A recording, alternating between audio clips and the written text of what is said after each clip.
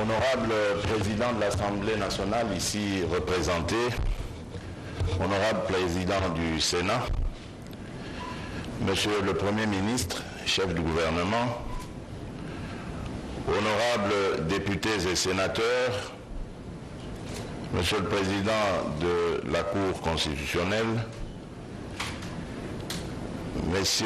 Mesdames et Messieurs les membres du gouvernement, Mesdames et Messieurs les participants, distingués invités en vos titres et qualités.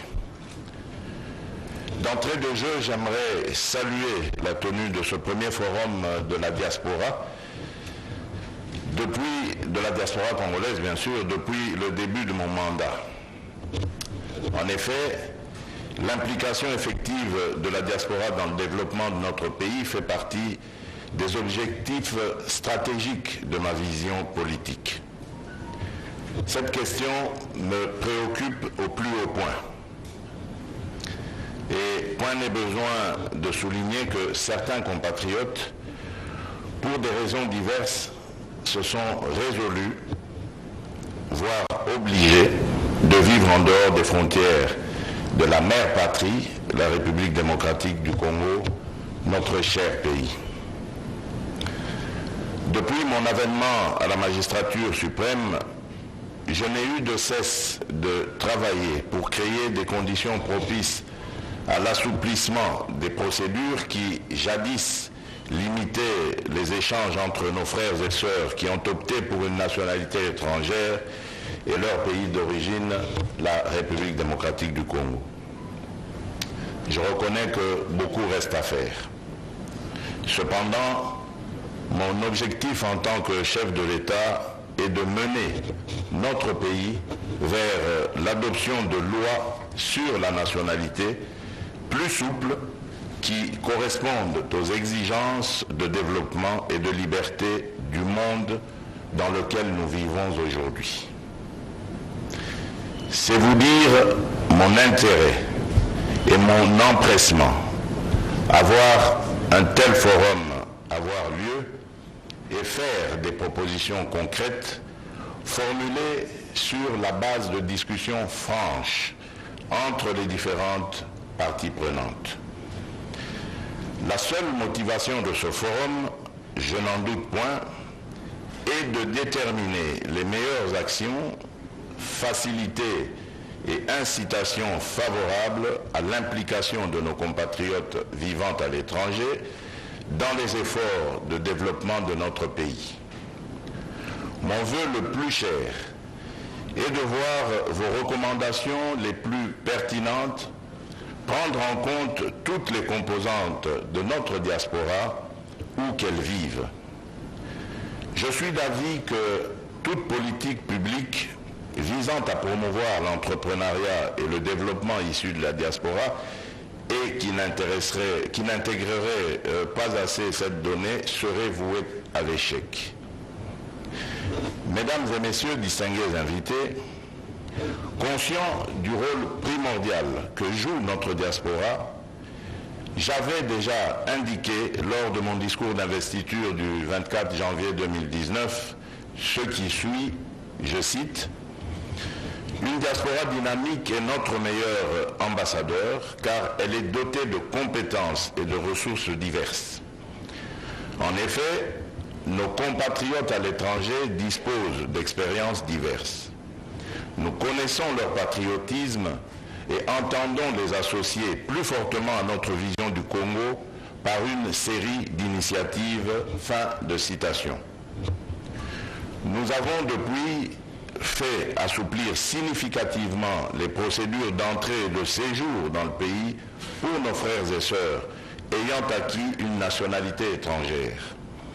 Nous nous sommes employés à travailler sur les conditions propices à l'amélioration du climat des affaires en général, mais aussi sur les spécificités propres à notre diaspora. C'est dans cet ordre d'idées que, depuis l'année dernière, j'ai créé au sein de mon cabinet un service technique spécialisé dénommé Cellule Climat des Affaires, CCA en sigle, dont la mission principale est d'étudier, analyser, évaluer faire des propositions et prendre des initiatives se rapportant à l'amélioration de l'environnement économique et du climat des affaires dans notre pays.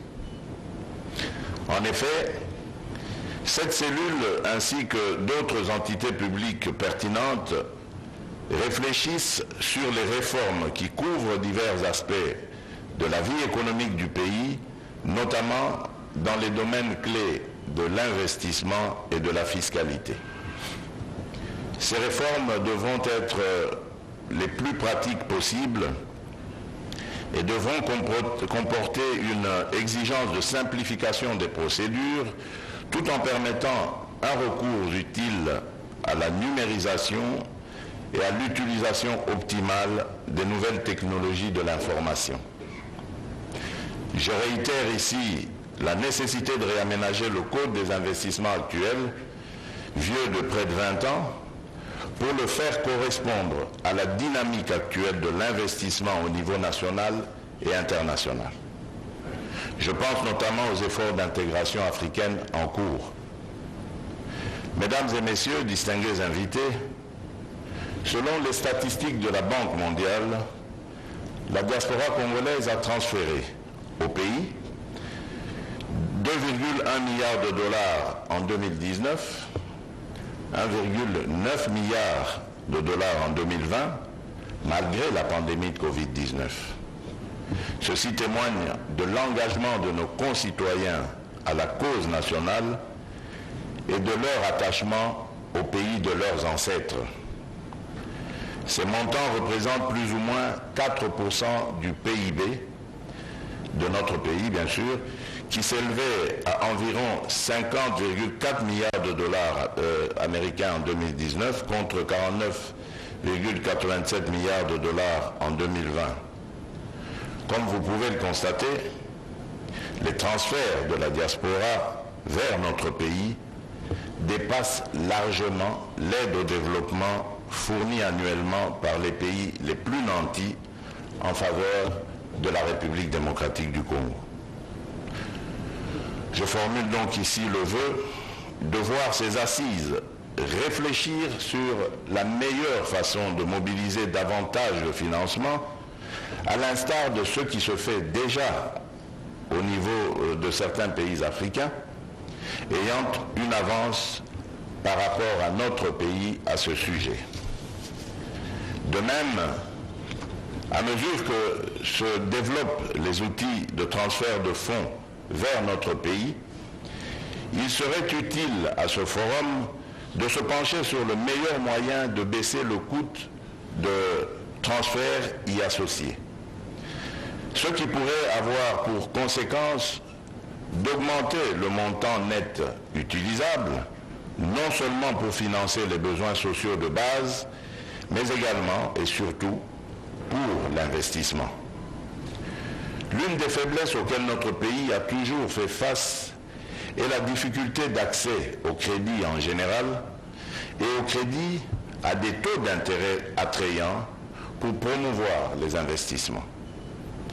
Ce forum ferait œuvre utile en proposant des procédés innovants qui peuvent utiliser le poids considérable d'un tel volume de transfert pour inciter les taux d'intérêt à la baisse et faciliter la création de structures financières adéquates pour résorber tant soit peu cette difficulté. Les domaines d'investissement sont innombrables dans notre pays. La majorité de nos terres arables est inutilisée, alors que nos enfants meurent de faim.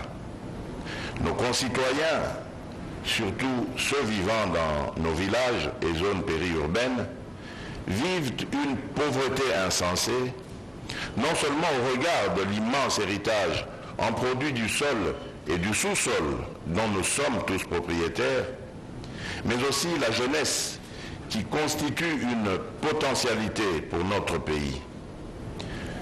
Sortir de ce paradoxe est la raison d'être du programme de lutte contre la pauvreté que j'ai lancé en 2019 et d'autres initiatives analogues en cours.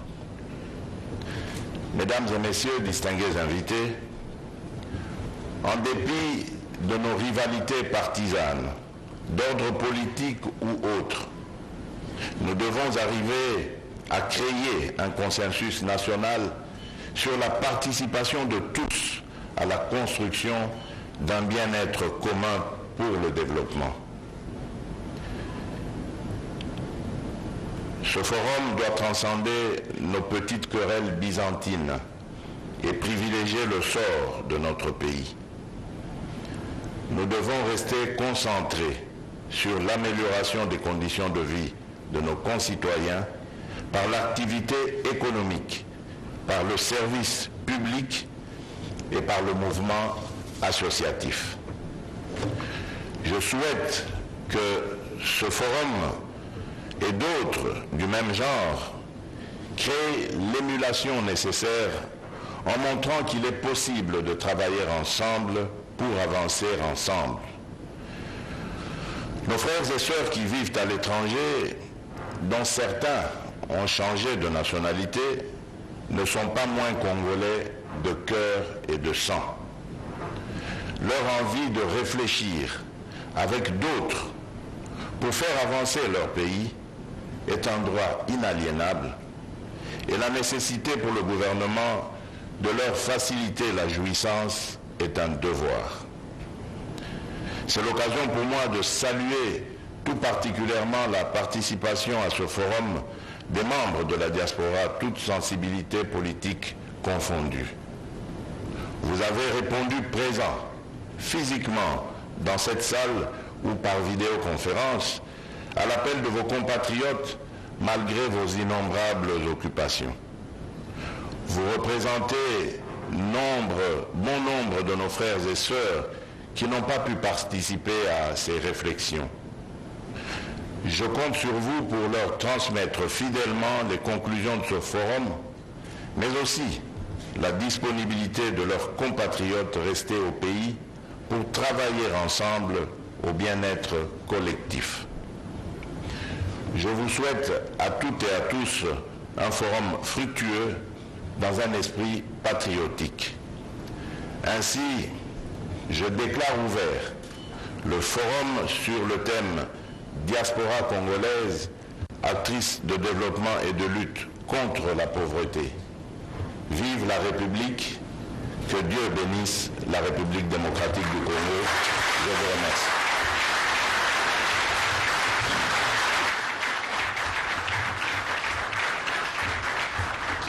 Nous voici arrivés à la fin de la cérémonie. Demandons l'assistance de tenir debout pour l'exécution de l'hymne national.